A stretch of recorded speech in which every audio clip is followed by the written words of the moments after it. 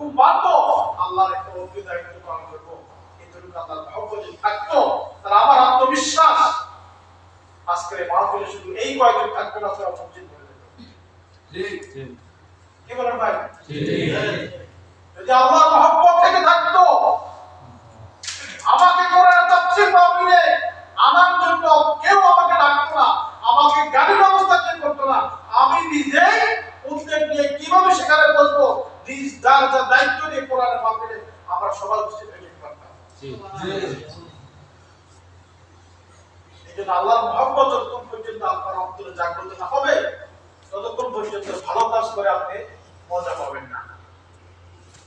যারা আল্লাহ আপনার পৃথিবীতে আছে, অসংখ্য মানুষ পাঁচ ওয়াক্তের নামাজ পড়তে পারে না, ফজর নামাজ পড়তে পারে জামাতে, ঘুমের নামাজ চলে যাচ্ছে। আবার অসংখ্য আল্লাহ বান্দা পৃথিবীতে আছে যারা তাহাজ্জুদ পড়ে রাতের অন্ধকার গভীর রাতে ঘুম থেকে ওঠে।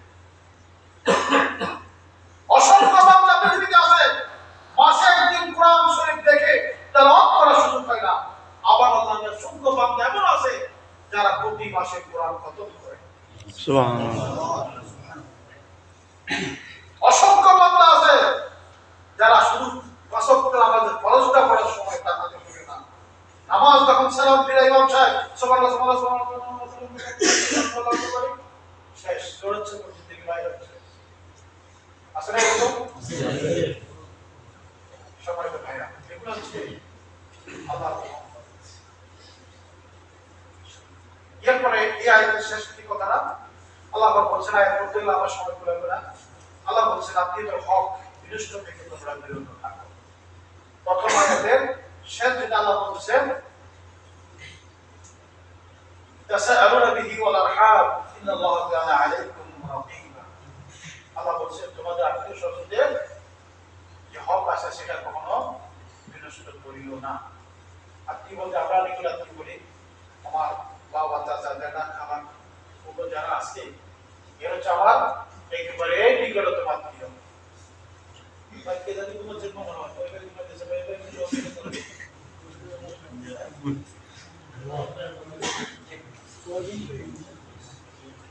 আল্লাহ পাকের নির্দেশ আত্মীয়-স্বজনের হক নষ্ট করা যাবে না। আজকের আয়াতগুলো কিন্তু সবগুলা শরীয়তের অনেক বিধিবিধানের আয়াত, কঠিন আয়াত, আমাদের জন্য খুবই প্রয়োজন। আমার চাচা, খালু, জেঠা, ফুফা, নানা যারা আছে এরা হচ্ছে আমার একেবারে নিকটতম আত্মীয়। তাদের হক হচ্ছে কি, আমার কাছে যদি তাদের কোনো এক নম্বর পাওনা থাকে জমির সংক্রান্ত হোক, টাকা পয়সা হোক, লেনদেন হোক, এক নম্বরে তার প্রাপ্য তাকে যথাযথ দিতে হবে। দুই নম্বর, ফুফুরা আমাদের কাছে হক পাওনা থাকে সবসময়, বোনেরা আমাদের কাছে হক পাওনা থাকে সবসময়, আমরা কি করি যথাযথ দেই না। বোন যদি কোনো আমার কাছে হক দাবি করে তখন বোনের দিকে এমন ভাবে তাকায়, আবার ধমক দিয়ে যদি হক দিয়ে দাও বাপের বাড়ির কথা ভুলে যেতে হবে। ফুফু যদি হক দাবি করে, আমার বাবার কাছে যদি কোনো ফুফুর সম্পদ থেকে থাকে, ফুফু যদি আমার হক দাবি করে, আমরা ফুফুকে বলি হক তো নিব না, বরং তোমার জন্য বাবার বাড়ির রাস্তার দরজা বন্ধ হয়ে যাচ্ছে। পৃথিবীতে অসংখ্য মানুষ আছে যারা ভোরের যথাযথ প্রাপ্য হক নেই। অসংখ্য মানুষ আছে যারা ফুফু, খালু যারা তাদের হক যদি পাওনা থেকে থাকে কিভাবে তাকে ঠকাবে, কোন দিক দিয়ে ঠকানো যাবে, কম দিয়ে ঠকানো যাবে, সেই ফেরকা সেই রাস্তা সবসময় খুঁজতে।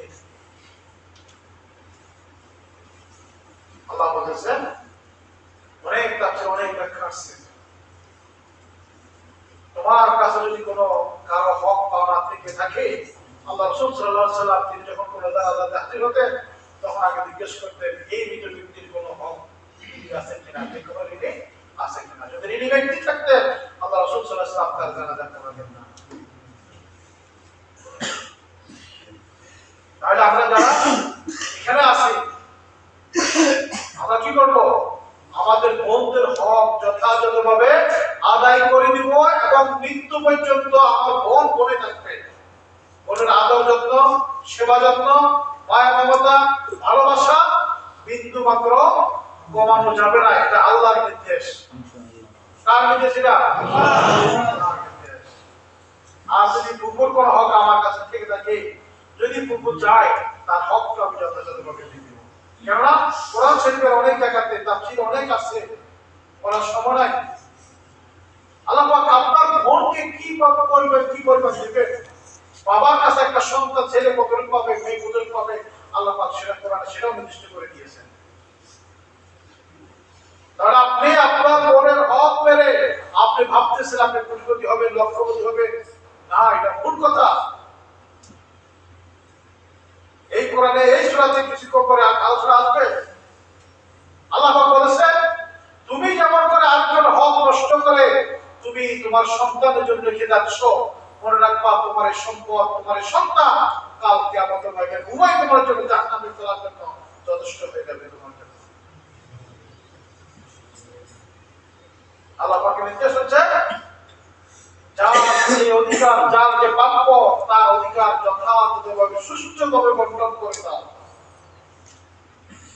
আমার বোন যদি আমার কাছে পেয়ে থাকে তার প্রাপ্য তাকে দিয়ে দিব, যদি আমার কুকুর পেয়ে থাকে আমার কুকুরটা আমি তাকে দিয়ে দিব।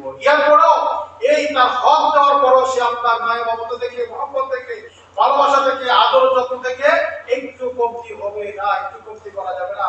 বিশ্বনবী জনাব মুহাম্মদ রাসূলুল্লাহ সাল্লাল্লাহু আলাইহি সাল্লাম তিনি তার জীবনের শেষ মুহূর্তে এসে তিনি একবার তার ঘরে দাঁড়িয়ে তার সব আত্মীয়স্বজনদেরকে ডেকে বলছে, তোমরা কে কি পাবা আমার কাছে আসো, আমার থেকে তোমাদের যার যার হক প্রাপ্য যথাযথভাবে পৌঁছে দাও। কাল কিয়ামতের ময়দানে আমি চাই না এমন বা করবো যে আমার কোন আত্মীয় বলবে আমি মুহাম্মদ সাল্লাল্লাহু আলাইহি সাল্লামের কাছে হক পাওনাদার ছিলাম।